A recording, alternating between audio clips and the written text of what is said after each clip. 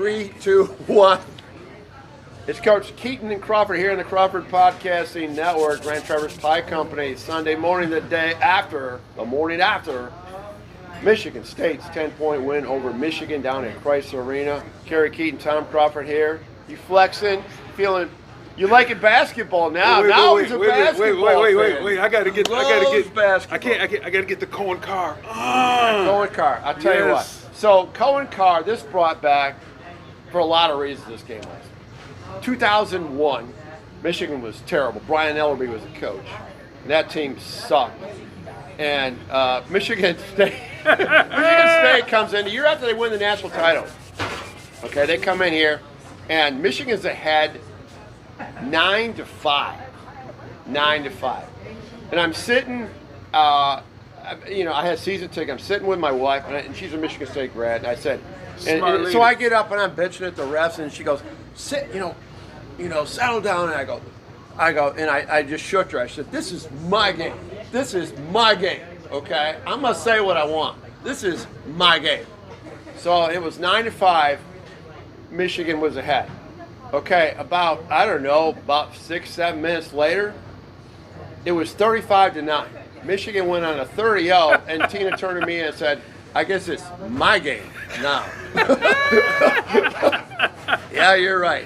It's your game. Put a fork in that one. I'm like, oh. Right. Anyway, let me sit here and be quiet. Back to that game. So that game, it was bad. I mean, this was the most Michigan State fans I've seen at Chrysler since 2001. But in 2001, the whole upper bowl was all green and white. So when Michigan came out of the tunnel, they're playing the victors, and you couldn't hear the band because it was go green, go white. Got a little bit of that last night, but I'll tell you what, this Cohen car dude, he reminded me of Jason Richardson. Jason Richardson in that 0-1 game had a breakaway dunk that was like Dominique Wilkins. I go, that was cartoon-like. This dude, man. Oh no. He's a high wire. The kid got springs. He reminds me of Brett Petway played. This guy's more than that. He got springs for legs, and the sad part was he didn't play in the second half. No, but those guys were in foul trouble in the first half, whatever. What he did is he ignited that juice. That Michigan, he brought juice. Brings the juice. Because this game last night was like a Texas OU game in football where it's half and half, and this is hopefully a home game. But this is how far this Michigan basketball program has eroded away. These Michigan State players who played last night have never beaten Michigan at Chrysler until last night. Because Juwan Howard and Tom Izzo going into this game in their series, each had won all their home games, each had lost all their road games. Last time Michigan State won at Chrysler was in 2019. Okay, so they took, but when it was tied, 7 minutes to go, I'm sitting there with that Abilene, and he goes, wow, this is going to go down the wire. I'm looking at it. Crazy. This team is going to unravel, and that's what Michigan did. 5 turnovers down, 22 turnovers in this game. This is a poorly coached basketball team that even a non-sophisticated basketball savant like Kerry Keyton, he's more wrestling, football, track, would figure out. Did that look like a poorly coached basketball team, Michigan? Just bring it real. You always bring it real on other things. How bad is it? I got frustrated watching them because, like the one kid was a problem. The big kid, 32. We had no answer for him. Terrence Reed. Yeah. Well, I tell you, Michigan State's weakness. I mean, they're a 4-on-5 team. Their center position not very good, non-existent, and that is what is going to be the ceiling for Michigan State is the center position. They run that high ball screen or whatever, and either 15 or 0 come. Back in the day, if that was Granger or G or something, they're catching that right there at 20. Yeah, we're shooting that ball. Yeah, they just stand there with it. And if 0 would have made a layup yesterday, it probably would have been a 20-point game. Yeah. But to answer your question, I got frustrated because we were watching them, and then they run the same set. Because I'm not stupid. Oh, you're talking about your 0, Kohler. Just make a layup. No. Michigan run their sets, and then they get the ball, and I'm like, all right, well, he's going to get it right there, steal the ball from him. And Tyson Walker went around Well, and he stole the one and he made him travel the next time. Like, why do you guys, if I know that that's coming, well, you know they know it's going to come. And you still run the same stuff, but you're not fixing it. Yeah. And then, with 2 minutes ago, you're down 8. And you foul somebody. You don't You gotta foul. make somebody shoot free shots. I saw Izzo after the game, and I started telling him, he goes, oh, your guys play hard. And, I said something weird, you're being too nice. But it was like, I think he was a little surprised that Juwan Howard didn't try to extend the game, if you will, with fouls. I mean, and in that shot clock possession, they ran the shot clock down 22, 24 seconds into the shot clock, and then they turned it over. So you wasted that possession, and you didn't even get a shot off. And I thought Michigan State, or their defense on the rotations, they're shelling their defense. They've been watching some film because they've been watching film on Michigan because that's when they got all those. They got those turnovers, and it was turnovers for dunks, not turnovers for touchdowns. Yeah. It was disconcerting where this Michigan basketball team. But Michigan State this is what my take on Michigan State. They are so Michigan State. They struggle early on, preseason hype. They got the big win with Baylor, and now Izzo's doing Izzo things. He's getting his team revved up right now. I think they're gonna lose one more game with Purdue, and that's it. I think they're gonna go 13-7 in Big Ten play. I think they're gonna be a 5 seed, right where Izzo wants it, going hot into the NCAA tournament, Big Ten tournament, and then it's typical stuff. Because of Purdue mess around and lose in the semis in the Big Ten tournament. Purdue has not been to the Final Four. They're just Purdue. That's Purdue just what they do. Becomes Purdue right when it comes to the NCAA tournament. They have not been in the NCAA tournament since Lee Rose was the coach, like in 1980. Joe barely cares. Joe Barry Carroll. Yeah. Okay. That's how long it's been since they've been in the Final Four. Isn't that crazy? That's a really. I mean, that's 44 freaking years, and that's Purdue. That's a really good player. Too. So keep in mind, Michigan State fans, when people get on Izzo and stuff. I mean, my God, this is how many years in a row you're going to be in the NCAA tournament, and then when you get in there, you usually make a decent run. They could get to the second weekend. It's all about the matchups, though. And you know that region. Matchups. You know that region, the Midwest, then Detroit, at Little Caesars. Purdue's got their eye on that. For sure. As they should. But, sometimes they'll bundle a second team in that region if Michigan State's in there. To boost the seats, to put the butts in the seats. You think that's the reason? You got to make that money somehow, baby. It all comes down to money. That's what it all comes down to, money in the NCAA. Let's make the money. Tell you what, though, Michigan State crowd, there was some venom. There was some venom. I mean, they were like, and I think it had to do, the football stuff. Sure. And they had not won they down know how to let go. But man, even though the numbers, in terms of were probably half and half, the volume level of the Michigan State fans was like 10-1. I mean, because they got something. Well, they're playing to play for something. Yeah, they're still. Michigan fans are just guarding. When's another shoe going to drop here on this game, and when we're going to unravel. But Ward Manuel's there. You posted that on Facebook and you tagged me. I appreciate that. Ward Manuel, folks, was in the house. He was in the building last night. Okay. In contrast, Alan Haller, I know this for a fact. He goes, and Gary, whenever our studio audience view, Gary Snellenberg can attest that Alan Haller goes to sporting events. He goes to all. I mean, I haven't seen Ward at a basketball game until last night. And I looked over in his suite after you sent that to me, and there he was. And so, he showed up. I don't know, but he wasn't at the post-game presser. He just doesn't have a presence there.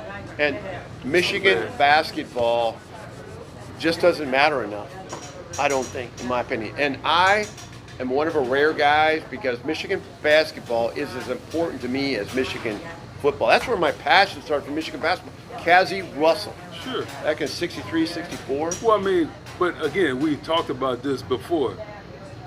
You have an investment in your school. It matters to you. So you care. Whereas if you were just the fanboy or whatever, and you have nothing invested, if when things start going the wrong way, like I just said, for the prior 3 years, majority Michigan fans were on milk cartons.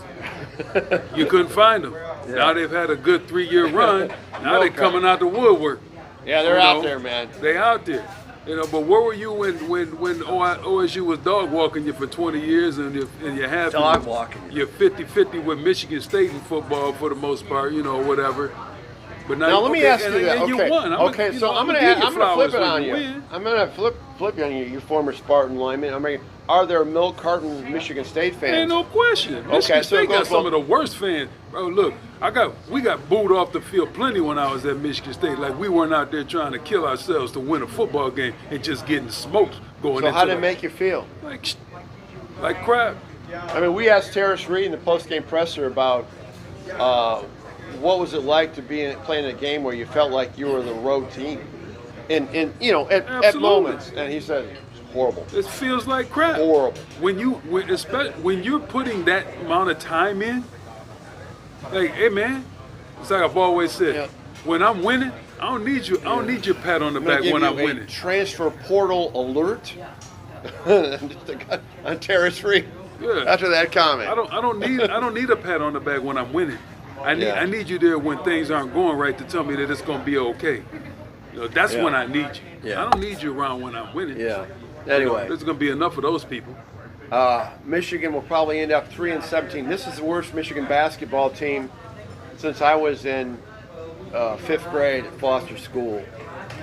They won 8 games that year, and they were terrible. They played like 15 games in Big Ten that year. They're 3-12. This team's going to end up 3-17 in Big Ten play.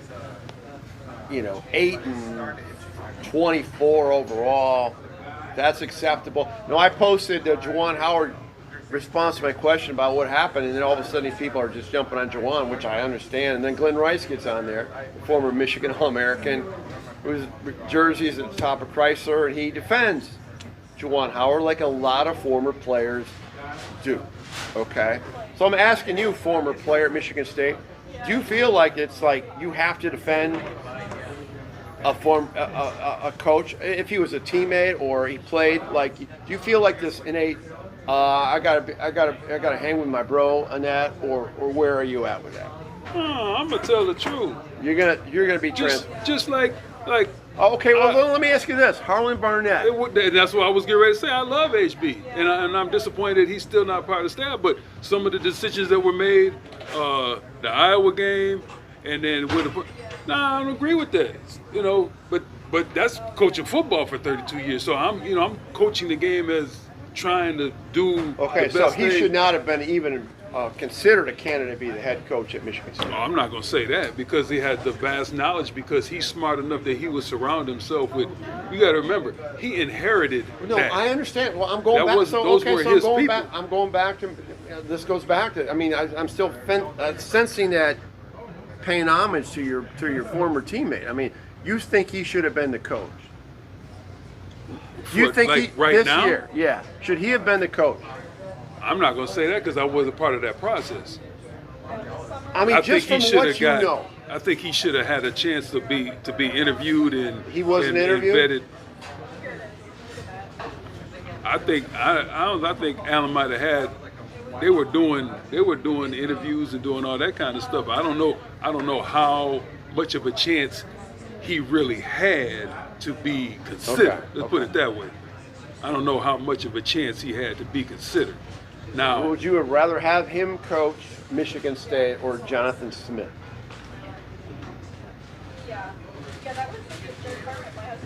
I would have liked. Well, if he would have. You want to go to our commercial right now? Right. If HB would have got the job, I would have liked to see what he would have done to make it his team. You know what I'm saying? Okay. Let me. Okay. So I can't really.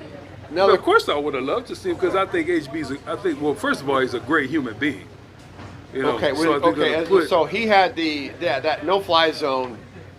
People forget that. See, they forget how people good forget those that, kids but were. you had 3 guys in the NFL. Absolutely. Okay. They So forget keep that in mind. You know. Do keep that in mind.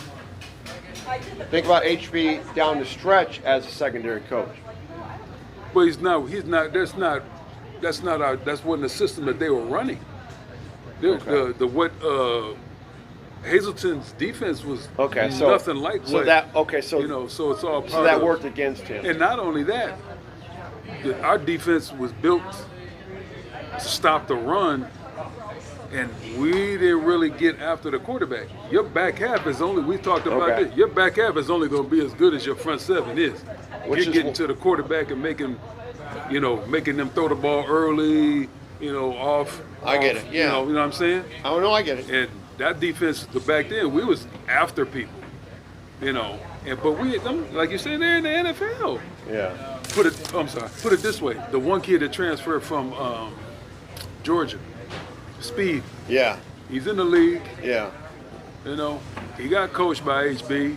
Well, HB now, Harlan Barnett is at Northwestern, and so he's happy, and I talked to him, and it's all good. So. Good. Hey, more power to him. Okay, one last thing before we close out. I got to commend you. My colleagues on Facebook, our post, Gary Stummer and Ted Terzian, are really enjoying, because it's similar to what we're doing. You're going these, when you're taking your kids to sporting events, okay? You're being the kind of like the evaluator of the concession stand operation. Right. Okay. You're doing these reviews, and they're cracking me up, man. I mean, it's like, what prompted you to do that, and who's doing it the right way? Use that overly cliche.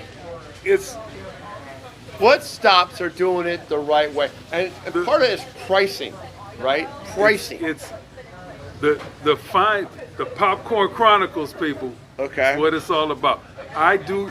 It just became something. I really like popcorn. I have my own machine. I really like popcorn. I like putting the flavor. Anyway, it was basically just to make something more, to make my trips. I drive the school bus. I drive the teams. Lansing Schools, East Lansing, Lansing Christian, LCC, and even Dansville. But I drive to places that in the CAC that we went to, but places that I've visited because my daughter may be playing basketball at them, but places that I've never been. Yeah. So just to see how they do things different, what's the best, and being a part of having my own program at Eastern, and then working with Marcel Everett for so long, and we ran our own concession stand because that's how we made money. Yeah. That's how we had 6 uniforms. That's why we had the best equipment. Blah blah blah. Seeing how it's changed, and shout out to Miss Foster at Everett, and now Anna Barner, who's running it at Everett now. The changes and how hard it is to try to make money, but not gouge the people. That's a fine line. It's a very fine line. And so who's doing it the right way? Which of all your stops so far, and we'll evaluate this as we go, who's the leader in the clubhouse right now? Best concession. Like just total overall? Everything, all the variables that you use in evaluating. The best popcorn, Portland St. Pat. Portland St. Pat. The school's got like 80 people in the whole school. They give you a 4-pound bag for $1. Wow. 4 pound, the bag big for $1. Now might as well go there instead of going to Costco. Like, and shout out to Portland Heights, Portland Public School, the Raiders, because the Portland St. Pat used the middle school for where they played their games at. Oh, okay. Because they don't have a gym big enough at there. So, shout out to them. But probably overall, the Potterville's was nice. Charlotte has a nice one. Okay. But Miss Anita at Lakewood, hamburgers, hot dogs, pizza, Dippin' Dots. Lakewood. Now, I saw the post. That was a Friday post. That was your most recent post. That's got a nice gym. They got a nice spot there too. The Vikings. thing that's the game changer. I'm gonna say East Lansing's not bad. They just overpriced on some stuff in there. But the big thing that Lakewood has to do They got to get the so you can pay with the card. Yeah. Because that's where it's we're moving. at. Got to be able to pay with the card, and then you gotta get the nachos. People love the nachos, and people love the pretzels. Oh yeah. Get those. The big soft pretzels. The big fat boys with people love that stuff. I can eat those all day long. It's easy to manage because it's in packet. You put in the thing, it warms up. You got to be able to move fluently. A lot of people are going to canned soda, which I'm not. I don't, because it creates problems for disposal. Yeah. And the people that got to clean up after you, the custodial services. Yeah. They got to clean up all them spilled soda. It messes up the floor. Well, this guy's a vision. You could be a liaison. You could be a consultant in concession stands of interscholastic sports. And that's the hard. And that's your next retirement job. Listen, I'm gonna tell you. Hell with a bus driving. Just be a consultant. The lady, Miss Anita at Lakewood, she really, I'm telling you, she really understands it because you get these people don't understand that, like the coolers and stuff that they store the stuff in, the Pepsis, the Cokes, they donate that stuff. So inherently, you have to purchase some stuff from that company, but they charge you way too much so you can try to make money off of it. So you have to go to the Sam's Clubs and the Krogers and the Myers when they had the stuff on sale. That's work. And it's work. Yeah, you have to have, and now those are volunteers that do it. Volunteer. Nobody getting paid for that. Yeah. And it's all for who? All for the kids. All for the kids. So like when we were running ours at Everett, it's different now. They used to sell the 32-ounce Gatorade, Powerade. Now they just shrunk it down to 28 ounces, which is crap, and they're still charging too much, but whatever. But when they had the 30, and Kroger's used to put them on sale for 59 cents, Miss Foster, she would call us, say, look, Kroger got them on sale. Everybody pick a Kroger, and we go clean them out. We go clean them, but we sell them for $2. But you're getting the 32-ounce Powerade or Gatorade for $2. Gatorade never goes bad. You put it in the refrigerator, you go back, it's got a top, you drink it. Soda, it will go bad eventually. But my point was, we sold bottles, but you got to get out and hustle. And you got to find the fine line between, like I went to Holt yesterday for the wrestling. Shout out to my man Steve Delaney who came yesterday. His son placed third at 160, which is big weight for a freshman. He made state meet. But I walked over to the concession stand. They had a regular, I don't even think it might have been a 2-pound bag, but it was $2. Yeah. I walked back into the arena. I'm not paying, I don't feel like paying $2. Right. I wasn't feeling the popcorn. It was early. It was still 10:30. So I asked this open-ended question about who has the best concession. I got a lot of content. A lot of Kerry Keyton in that answer. I'm going with Potterville. And I'm going with Potterville and Lakewood because Potterville had more. They had a little more. That's a challenge to others. You know, that's the key thing. And Lakewood, that's also Lakewood finding that fine line. They make their own popcorn. It's hard to make popcorn and make it right. Like most people now, it comes prepackaged. You clip it, you squeeze it in the hopper, it cooks. They scoop the popcorn, they use the flavor card, they use the oil.